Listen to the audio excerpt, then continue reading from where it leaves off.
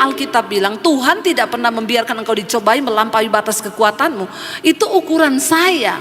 Tapi kalau saya sudah jalan di situ, saya tidak boleh menoleh ke kanan atau ke kiri, karena kalau saya menoleh ini leher saya kejepit, maka saya mati ketahan di situ.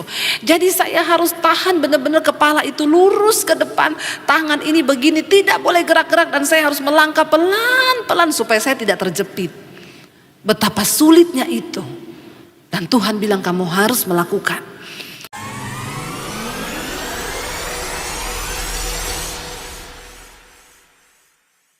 Kita berbicara tentang bagaimana Tuhan memakai Gideon sebagai seorang yang biasa, tetapi menjadi luar biasa di tangan Tuhan. Ketika bangsa Israel di dalam penindasan oleh orang Midian, 7 tahun mereka ditindas, hasil tanahnya dirusak, kambing dombanya dirampas, sehingga Alkitab berkata selama 7 tahun bangsa Israel berada dalam keadaan ketakutan, bersembunyi di gua-gua, sehingga mereka ditindas, bahkan mereka dalam keadaan yang sangat melarat. Sangat melarat. Saya percaya di antara kita malam ini gak ada yang sangat melarat kan? Tapi bangsa Israel pernah mengalami itu. Akhirnya mereka berseru kepada Tuhan. Lalu Tuhan memanggil Gideon. Dia hanya orang biasa. Dia lagi mengirik mengirik anggur di tempat pengirikan. Tuhan mendengar doa bangsa Israel yang berseru kepada Tuhan, memohon campur tangan Tuhan untuk membebaskan mereka. Tuhan panggil Gideon. Gideon seorang anak muda yang tidak ada kelebihan apa-apa. Tetapi ketika dia berjumpa dengan Tuhan Sang Pencipta, dia menjadi pahlawan yang gagah perkasa. Ketika dia dipanggil, dia berkata, siapa aku Tuhan? Kaumku itu yang terkecil di antara suku Manasye, dan aku ini yang termuda. Tuhan berkata, engkau adalah pahlawan yang gagah perkasa. Ketika Gideon menanggapi panggilan Tuhan itu, dia berkata, baik Tuhan, teguhkan bagiku bahwa engkau menyertai aku. Tuhan bilang, sebelum engkau memulai pertempuran, engkau robohkan semua mesbah-mesbah penyembahan Baal yang dibangun oleh ayahmu. Dan Gideon menghancurkan semua mesbah penyembahan kepada dewa Baal yang diakui oleh mereka pada zaman itu adalah dewa kesuburan. Dan akhirnya dihancurkan semuanya. Tuhan ingin bangsa itu beres sebelum dia menolong dan memberkati mereka. Dan akhirnya Gideon dipanggil oleh Tuhan. Gideon membawa 32.000 orang yang terpilih yang akan berperang sebagai prajurit-prajuritnya. Pada waktu ibadah yang kedua saya sampaikan itu. 32.000 dibawa dengan pengharapan semakin banyak orang yang menyertai, maka peperangan itu akan semakin mudah untuk dimenangkan. Karena orang Midian di depan mata itu mereka berkena seperti belalang banyaknya. Gideon berpikir, kalau aku ngajak banyak orang, maka pasti aku menang dalam peperangan. Tapi Tuhan tahu hal itu. Dan Tuhan berkata, Gideon, terlalu banyak orang yang engkau bawa. Aku tidak mau kalau pertempuran itu dimenangkan. Lalu orang Israel berkata, karena kami banyak. Karena kami, makanya pertempuran ini menang. Tuhan bilang no, sebab Tuhan membenci kesombongan. Tuhan mau Dia yang dimuliakan dalam setiap hidup kita. Hari ini apapun yang kita nikmati, tidak ada satupun yang berasal dari kekuatan kita, semua karena Tuhan. Akui itu di hadapan Tuhan. Lalu akhirnya Gideon bertanya, Tuhan suruh tanya yang takut berapa orang. Ya, ketika ditanya siapa yang takut, siapa yang gentar, 32.000, yang angkat tangan 22.000 takut dan gentar.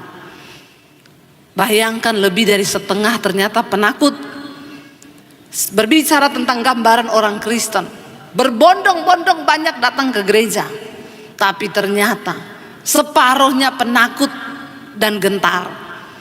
Tuhan tidak bisa pakai orang yang penakut. Tuhan gak bisa pakai orang yang gentar. Makanya Tuhan bilang, yang takut dan gentar angkat tangan. 22.000 angkat tangan.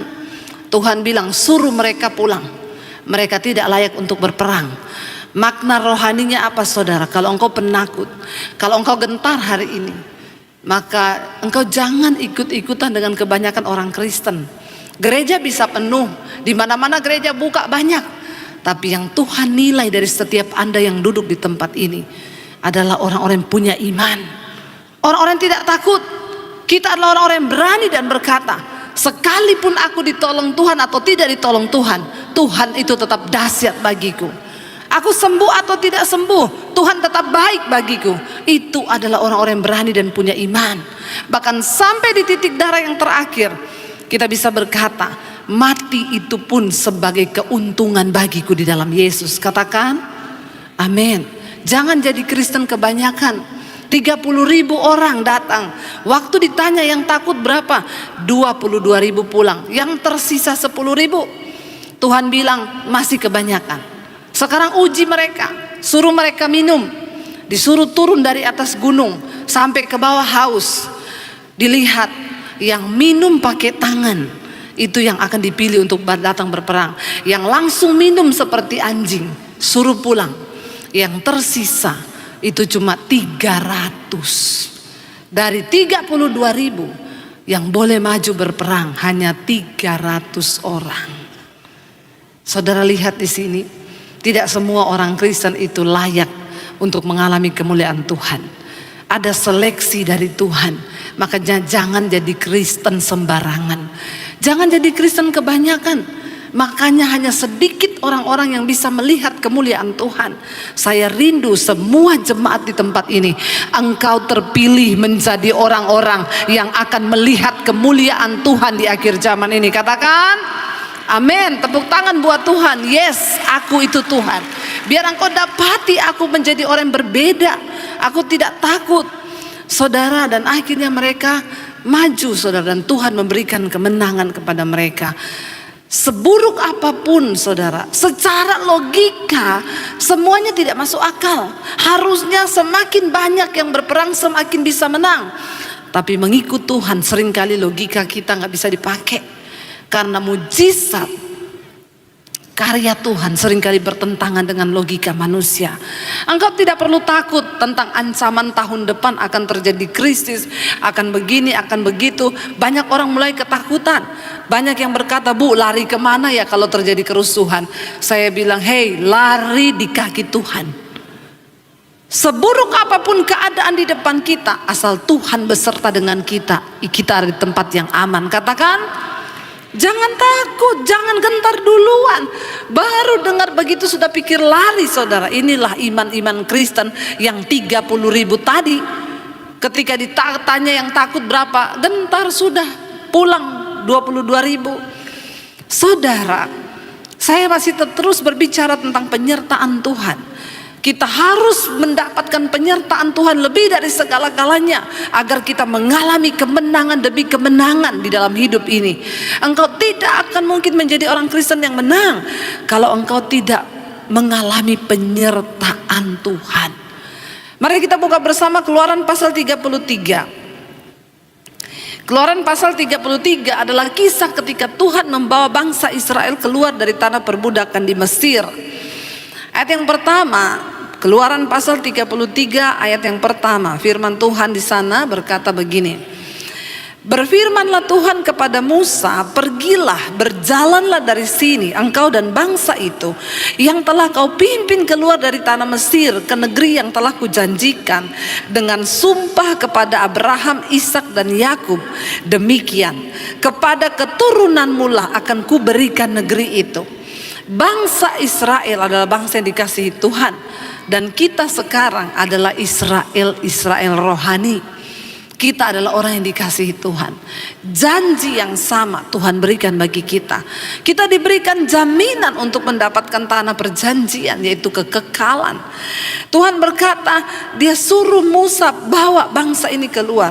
Sebab aku sudah berjanji kepada mereka dengan sumpahku kepada Abraham, Ishak dan Yakub, bahwa mereka akan kepada keturunanmu akan kuberikan negeri itu.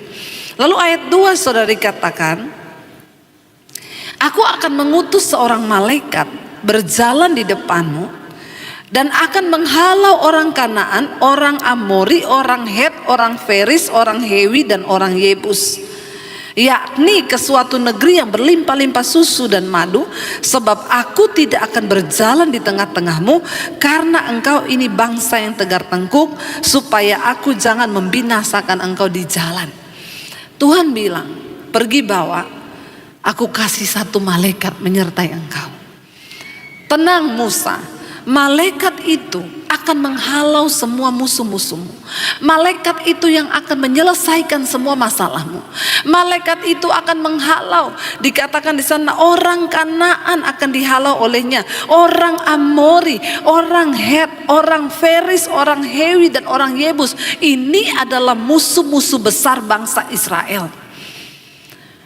Dengan kata lain, Tuhan sudah menjamin malaikat itu yang akan menyertai dan memberikan kemenangan kepada mereka. Bukankah sebagai orang Kristen kita berkata, yes, yang penting masalahku selesai. Aku ikut Yesus, masalahku selesai, itu cukup. Tuhan bilang, tapi aku tidak menyertai engkau dalam perjalanan ini, karena engkau adalah bangsa yang tegar tengkuk. Karena kalau aku berjalan dengan engkau sedetik saja pun, maka engkau pasti akan dibinasakan di jalan. Tuhan berkata kepada mereka, saudara, ya, ayat yang ketiga, tetapi aku, sebab aku tidak akan berjalan di tengah-tengahmu, karena engkau ini bangsa yang tegar tengkuk, supaya aku jangan membinasakan engkau. Saudara, apa yang engkau butuhkan di dalam hidup ini? Apakah engkau membutuhkan jawaban atas doa-doamu? Apakah engkau membutuhkan mujizat atas setiap persoalan yang engkau hadapi?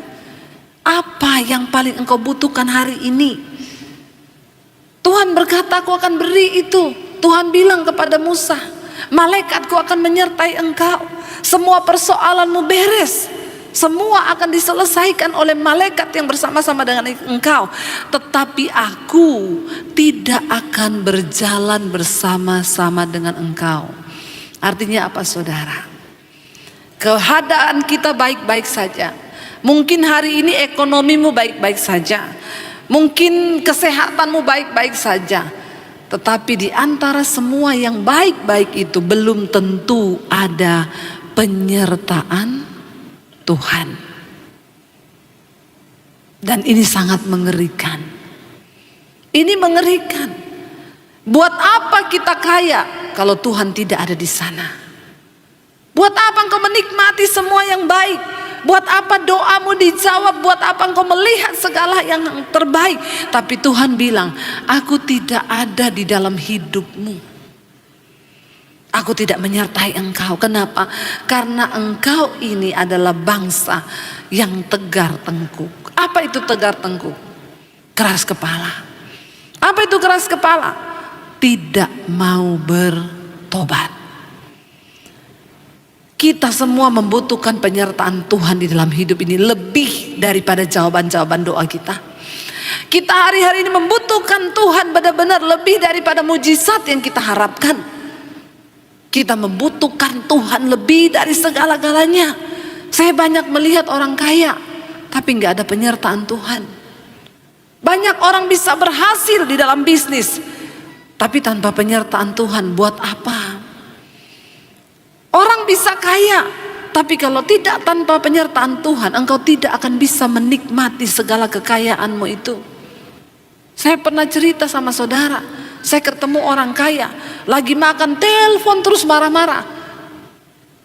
Bagaimana sih, saya kan udah bilang ini tutup, bentar lagi bunyi tirit, itu diurus begini. Saya bilang, Pak, uangmu banyak, Pak, tapi Tuhan tidak beserta dengan engkau. Engkau makan aja pun tidak diizinkan loh. Engkau telepon terus marah-marah. Kalau saya pilih jadi orang biasa, Pak, tapi saya bisa makan dengan tenang. Buat apa Bapak kaya? Makan aja tidak ada waktu. Marah terus. pulang berantem sama orang tua, pulang berantem sama istri. Buat apa itu semua, saudara? Jangan hidup dalam kebohongan. Sudah cukup orang Kristen main sandiwara. Yang kita butuhkan lebih daripada itu semua, yaitu kehadiran Tuhan. Amin. Karena kalau Tuhan hadir itu berbeda. Mengerikan, saudara, ini. Tuhan bilang malaikat itu yang akan menyelesaikan semua masalahmu. Engkau akan aman, semua akan dihalau. Tapi aku tidak ada di tengah-tengahmu, aku tidak menyertai engkau. Mari jangan jadi orang Kristen yang cuma cari mujizat. Kebanyakan orang cuma cari aman dalam hidupnya. Kita lupa bahwa ketika Tuhan beserta dengan kita, itu bukan berarti masalah kita beres. Bukan berarti ketika Tuhan beserta tidak ada lagi masalah. Orang yang berjalan bersama dengan Tuhan, seringkali masalahnya itu banyak, tapi Tuhan ada di sana, itu menjadi berbeda. Mungkin engkau sedang berlinang air mata hari ini, tetapi engkau tahu ada Tuhan di dalam proses itu. Engkau tahu ada Tuhan di dalam masalahmu itu. Engkau bisa berlinang dan bercucuran dengan air mata, dan engkau berkata, Tuhan terima kasih, karena aku tahu engkau sedang membentuk hidupku. Sekalipun aku berlinang air mata, aku tahu ada Tuhan di dalam hidupku, dan engkau mengizinkan setiap proses ini. Itu lebih baik, saudara. Berjalan bersama dengan Tuhan bukan berarti tidak ada masalah. Hidup saya masuk dalam persoalan, masuk dalam tekanan yang begitu berat ketika saya mulai terima Yesus. Dulu saya nggak terima Yesus, hidup saya enak. Saya bebas melakukan semua yang saya mau. Tidak ada yang melarang. Saya puas menikmati daging saya, apa yang saya mau itu yang saya lakukan. Tapi waktu saya ketemu Tuhan Yesus, penderitaan berat luar biasa. Kenapa? Karena daging ini harus dikalahkan. Karena daging kita harus mati. Tuhan tidak bisa berjalan dengan orang yang keras kepala. Tuhan gak bisa berjalan dengan orang yang tidak mau bertobat. Tuhan tidak bisa beserta dengan orang yang keras kepala dan tegar tengkuk. Dan untuk bisa mengalami penyertaan Tuhan, maka yang pertama kita harus tanggalkan kedagingan kita. Sakit gak? Sakit. Saya mau tanya sama saudara, ikut Yesus enak atau tidak? Yang bilang enak angkat tangan, coba saya mau lihat. Yang bilang ikut Yesus enak angkat tangan. Yang bilang tidak enak angkat tangan. Yang bingung angkat kaki. Kayaknya bingung semua nih ya. Takut menjawab, takut salah ini ya. Sekali lagi, yang bilang ikut Yesus enak, tolong angkat tangannya tinggi. Saudara tidak usah takut, kalau salah saya tidak hukum, benar juga tidak dapat sepeda. Jadi jawab saja ya, berapa orang sudah. Yang bilang tidak enak ikut Yesus angkat tangan. Masih banyak yang bingung karena takut salah, jadi nggak angkat tangan. Saudara, kalau engkau masih berkata ikut Yesus itu enak, berarti engkau belum sungguh-sungguh ikut Yesus. Ikut Yesus itu enggak enak. Siapa bilang enak? Orang buat jahat sama kita, kita harus doakan orang itu, kita harus berbuat baik, kita nggak boleh balas. Menurut saudara enak? No. Kalau mau ikuti enak, saya balas, setidaknya saya doa buat dia. Tuhan kutuk dia jadi kodok. Kan lebih enak gitu ya, kita bisa plong. Tapi no, ikut Tuhan tuh ndak enak. Kita nggak bisa balas sama dia, dan kita harus berlutut mendoakan dia sekalipun berat. Saya ini pernah kepahitan, saudara, dan saya pahitnya sama pendeta. Jujur, saya tersandung dengan orang Kristen. Makanya saya selalu bilang, kalau mau lihat orang Kristen model-model begitu, rasanya saya mau pindah lagi ke agama saya yang dulu. Tapi untung saya lihat Yesus. Saya nggak mau lihat orang Kristen, saya lihat Yesus. Saudara tahu, setiap hari saya bayangkan wajahnya dia. Orang kepahitan sama orang jatuh cinta itu sama. Tiap hari aku mau makan, ingat dia. Aku mau tidur, ingat dia. Aku mau ingat dia. Ingat dia terus. Itu pelampiasan emosi kan. Pahit dengan jatuh cinta itu sama. Jadi satu hari 24 jam, satu hari 50 kali iblis datang bayangkan wajahnya dia di kepala saya.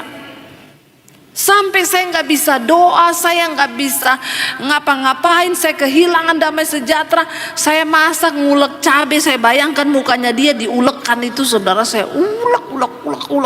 Sampai ternyata ulekannya yang patah. Saking saya nguleknya sama kepahitan. Tapi satu kali Tuhan bilang, kamu nggak bisa hidup begitu, lepaskan pengampunan. Enggak Tuhan, terlalu menyakitkan. Apa yang kamu dapatkan dengan kepahitan? Lepaskan pengampunan. Saya masuk di kamar, saya berdoa. Saya berdoa saudara, Tuhan saya nggak bisa doa. Tidak ada pilihan. Kalau engkau mau taat, engkau lepas pengampunan. Saya bilang saya tidak sanggup Tuhan, terlalu Tuhan. Dan orang ini ngerti kebenaran Tuhan. Kalau dia nggak ngerti kebenaran, maka saya gampang berdoa, ampuni dia Tuhan, karena dia tidak tahu apa yang dia lakukan. Ada ayatnya saudara. Tapi kalau buat seorang hamba Tuhan yang sudah ngerti firman, ini kan kita harus merubah ayat. Ampuni dia Tuhan, karena dia tahu apa yang dia lakukan, tapi dia pura-pura tidak tahu. Itu berat saudara. Lalu saya mulai dapat penglihatan, saya berdiri di satu terowongan. Dan itu terowongan itu sempit sekali. Dan terowongan itu berbentuk badan saya. Bentuknya kepala saya, bentuknya badan saya. Dan cuma ada lebar beberapa senti di kanan kiri saya. Dan di ujung itu ada cahaya dan ada suara yang berkata, kamu harus melewati jalan yang sempit itu supaya kamu masuk ke dalam kemuliaan. Sebab lebarlah jalan yang menuju kepada kebinasaan dan sempitlah jalan yang menuju kepada kehidupan, dan sedikit orang yang memilih untuk melaluinya. Selama ini saya bayangkan ayat itu bicara tentang jalan itu benar-benar jalan yang sempit dan jalan yang lebar. Ternyata waktu Tuhan kasih penglihatan itu terowongan, dan terowongan itu bentuknya badan kita masing-masing.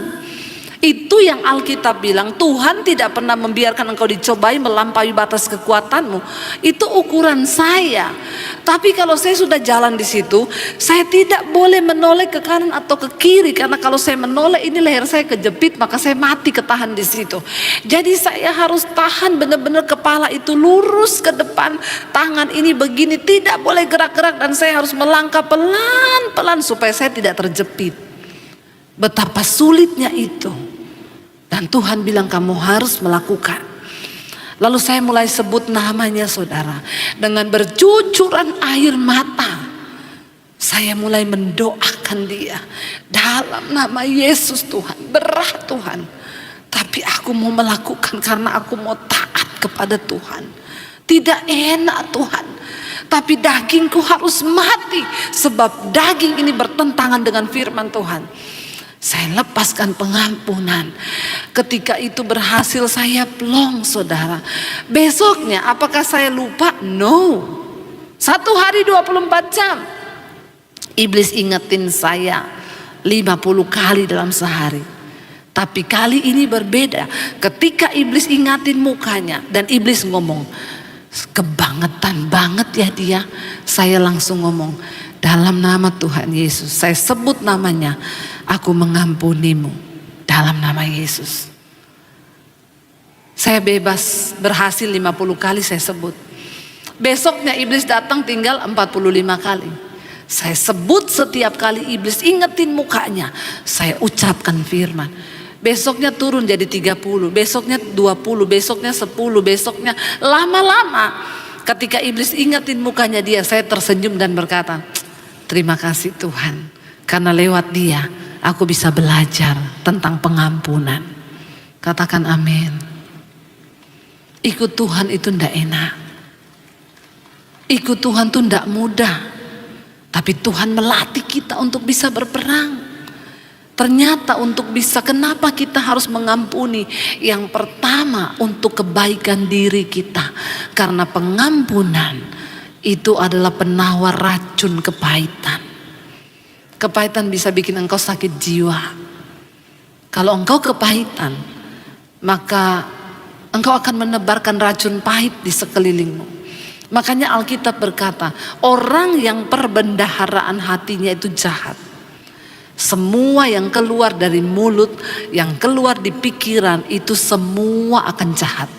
Engkau akan melihat semua orang pahit, nggak ada satupun yang positif. Kenapa? Karena engkau di sini belum beres, saudara. Kita membutuhkan penyertaan Tuhan. Karena ketika kita mau melangkah berjalan bersama-sama dengan Tuhan itu benar-benar gak enak. Ikut Yesus itu tidak enak. Bagi daging ini tidak enak, tetapi itu yang terbaik bagi jiwamu. Katakan amin. Dan itu harus kita lewati, kita taat ketika kita mau melihat penyertaan Tuhan. Ketaatan, hati yang mudah untuk berubah, hati yang mudah untuk mengerti dan mau melakukan firman, itu yang Tuhan suka. Kenapa Tuhan gak mau berjalan dengan bangsa ini? Dia bilang engkau keras kepala, engkau tegar tengkuk, engkau tidak mau berubah. Hati-hati, saudara yang masih hidup menyimpan dosa-dosa. Engkau berpikir engkau masih ke gereja, engkau berpikir engkau masih melakukan rutinitas kekristenanmu. Jangan sampai Tuhan sudah tidak beserta. Sebab kalau Tuhan sudah tidak beserta, itu mengerikan. Ketika Tuhan menyampaikan itu kepada bangsa ini, ya dikatakan ayat yang keempat, saudara, firman Tuhan berkata, ketika bangsa itu mendengar ancaman yang mengerikan ini, apa yang saya bilang tadi ini mengerikan. Karena Tuhan akan menyelesaikan masalah mereka dengan malaikat, tapi Tuhan tidak berserta dengan mereka. Itu mengerikan. Mengerikan, saudara. Lebih baik hidupmu saat ini ada dalam penderitaan dan engkau tahu engkau membutuhkan Tuhan, serta engkau berdoa dan berkata, Tuhan, enggak apa-apa, aku ada dalam penderitaan, asal engkau besertaku Tuhan, aku mau menjalani ini. Ketimbang hidupmu aman-aman saja, usahamu aman-aman saja, tapi Tuhan tidak lagi ada di sana. Itu mengerikan, saudara. Waktu mereka mendengarkan ancaman yang mengerikan ini, berkabunglah mereka, dan seorang pun tidak ada yang memakai perhiasan. Mereka mencopot semuanya tanda mereka berkabung. Mereka merendahkan diri karena mereka takut dengan ancaman yang mengerikan itu. Kenapa? Karena saudara, hidup manusia yang paling mengerikan itu kalau dia hidup tanpa penyertaan Tuhan. Itu yang sangat-sangat berbahaya.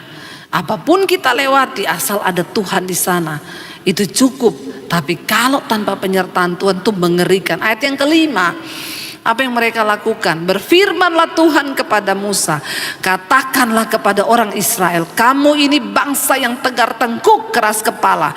Jika aku berjalan di tengah-tengahmu sesaat pun, tentulah aku akan membinasakan engkau. Tuhan bilang sesaat toh aja, mereka pasti binasa. Kenapa? Karena Allah itu Allah yang kudus. Tuhan itu Tuhan yang kudus. Dia tidak bisa bercampur dengan dosa. Dia tidak bisa bercampur dengan ketidaktaatan.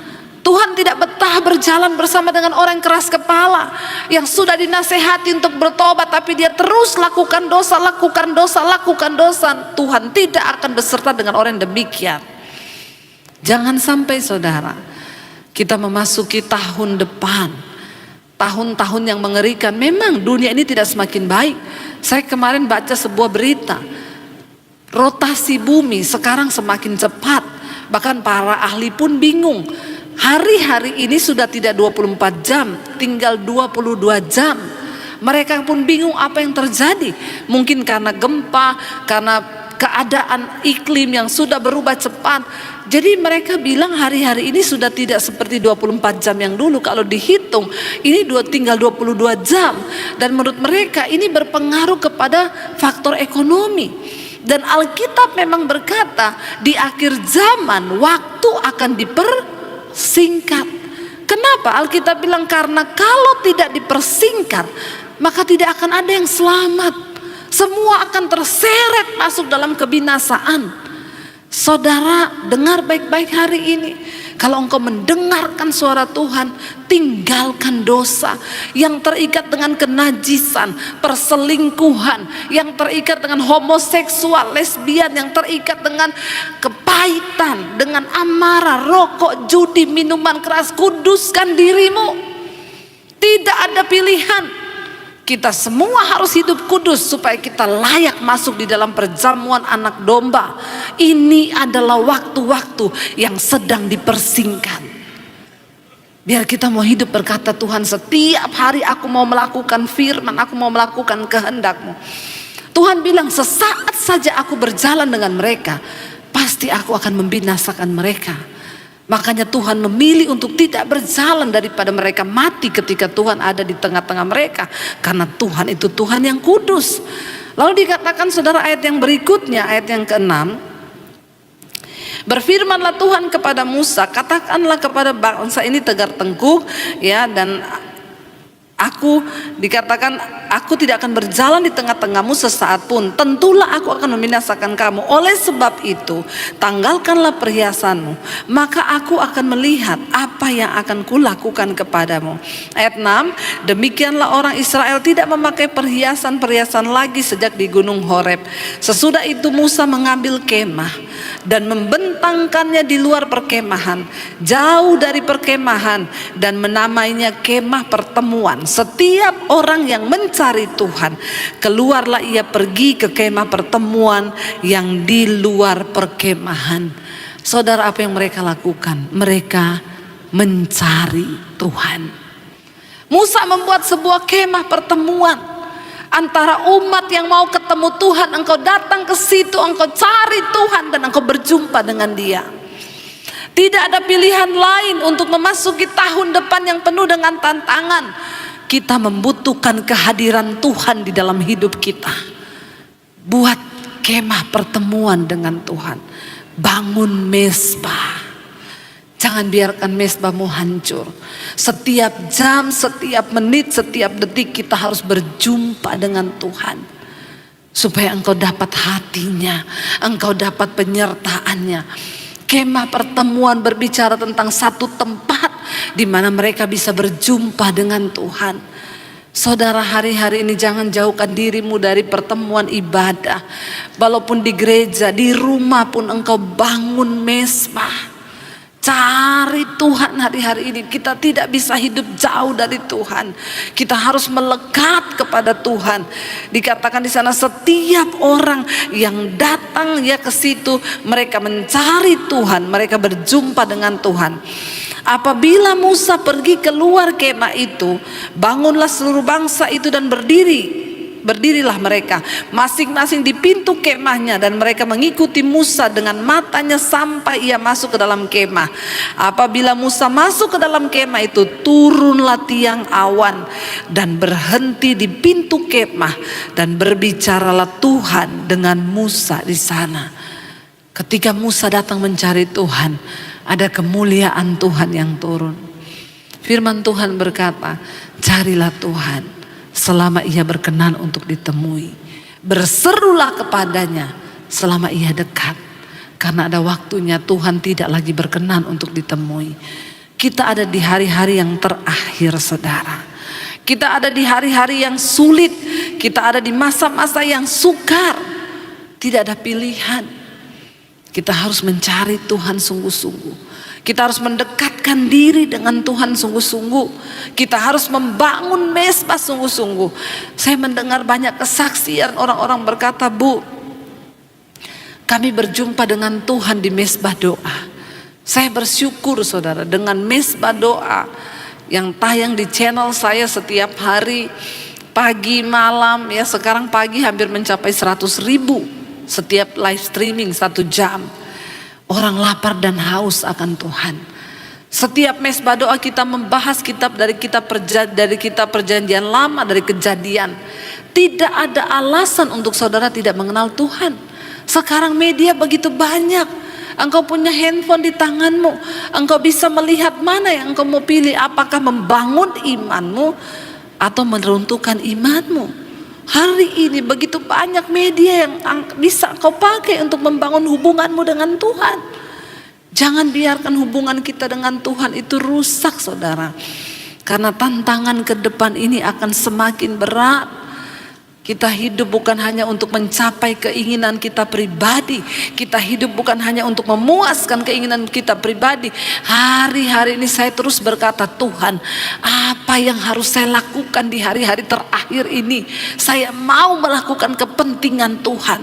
Itu saja Tuhan, tidak ada yang lain. Belum kita bicara tentang umur. Siapa yang tahu umur hidup kita? Jangan pernah sia-siakan panggilan Tuhan. Jangan buang 1 menit pun, saudara, dengan kita melewatkan panggilan Tuhan dalam hidup ini. Mari kita bekerja bagi Tuhan selama hari masih siang. Saya hari-hari ini orang bilang, ibu gak capek bu? Selama Tuhan masih beri saya kepercayaan, saya akan bekerja bagi Tuhan. Saya sudah capek dulu hidup di dalam dosa. Saya merasa saya belum puas membalas semua kasih Tuhan kepada saya. Saya mau terus bekerja apa yang Tuhan mau. Kita lakukan apa yang Tuhan mau, terus. Saudara, habiskan waktumu dengan Tuhan hari-hari ini. Engkau di kantor. Ya, saya tadi pagi bersaksi ada seorang homoseksual yang bertobat. Dia bilang, sekarang bu, saya di kantor, di rumah, di mobil, saya puter khotbah ibu. Pagi, siang, malam saya dengerin berulang-ulang sampai iman saya bertumbuh. Engkau perlu mengalami penjebolan perjumpaan pribadi dengan Tuhan. Gak ada satu orang pun yang bisa wakili saudara. Tidak ada satu pendeta pun yang bisa wakili saudara. Makanya kalau orang datang, bu titip doa, no, saya tidak akan mau dititipi doa. Engkau datang sendiri pada Tuhan. Kenapa? Tuhan menunggu engkau datang secara pribadi. Tuhan mau berurusan dengan kita secara pribadi, bukan lewat pendeta. Tidak ada perantara. Kita dengan Tuhanlah yang sedang berurusan. Dan Tuhan tertarik untuk memulihkan engkau secara pribadi. Jangan pakai perantara. Bukan uangmu yang akan menyelamatkan engkau, hatimu yang Tuhan tunggu untuk berbalik.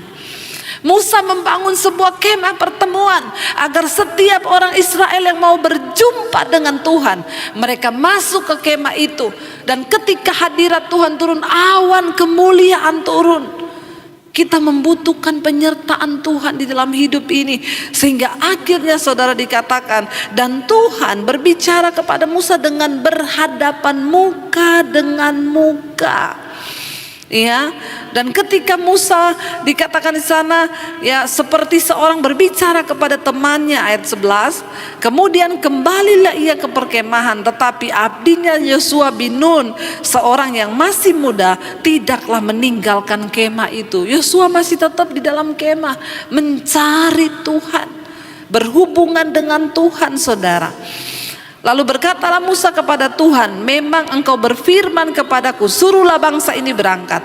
Tetapi engkau tidak memberitahukan kepadaku siapa yang akan engkau utus bersama-sama dengan aku. Namun demikian engkau berfirman, aku mengenal namamu, dan juga aku mendapat kasih karunia di hadapanku. Maka sekarang, jika aku kiranya mendapat kasih karunia di hadapanmu, beritahukanlah kiranya jalanmu kepadaku, sehingga aku mengenal engkau, supaya aku tetap mendapat kasih karunia di hadapanmu. Ingatlah bahwa bangsa ini umatmu. Lalu Tuhan berfirman kepada Musa, aku sendiri hendak membimbing engkau dan memberikan ketentraman kepadamu. Berkatalah Musa kepadanya, jika engkau sendiri tidak membimbing kami, janganlah suruh kami berangkat dari sini. Saudara, Musa menginginkan pribadi Tuhan lebih daripada mujizat. Musa menginginkan pribadi Allah lebih daripada malaikat yang akan menjawab semua persoalan mereka. Musa berkata, kalau engkau tidak menyertai kami, jangan suruh kami berjalan. Lebih baik kami tidak berjalan daripada kami berjalan tanpa Tuhan. Hari ini saudara, maukah dan beranikah kita berkata seperti itu di hadapan Tuhan? Tuhan, kami membutuhkan pribadi-Mu. Lebih dari kami membutuhkan jawaban-jawaban doa kami. Kami butuh penyertaan Tuhan. Lebih dari mujizat-mujizat yang kami harapkan. Kami butuh Engkau secara pribadi, lebih dari seluruh Tuhan pergumulan-pergumulan hidup kami. Mari saudara, sudah cukup selama ini kita mencari Tuhan hanya karena membutuhkan pertolongannya. Sore ini katakan, Tuhan, kami butuh pribadi-Mu. Kami tidak bisa berjalan kalau Engkau sendiri tidak ada di tengah-tengah kami. Engkau yang rindu pergumulan dalam keluargamu dipulihkan, bilang, Tuhan, berjalan di dalam rumah tanggaku. Tuntun anak-anakku dalam kasih karunia-Mu. Tuntun suamiku agar dia bertobat. Tarik kami kepada kasih karunia-Mu, Tuhan. Kami membutuhkan penyertaan Tuhan lebih dari segala-galanya.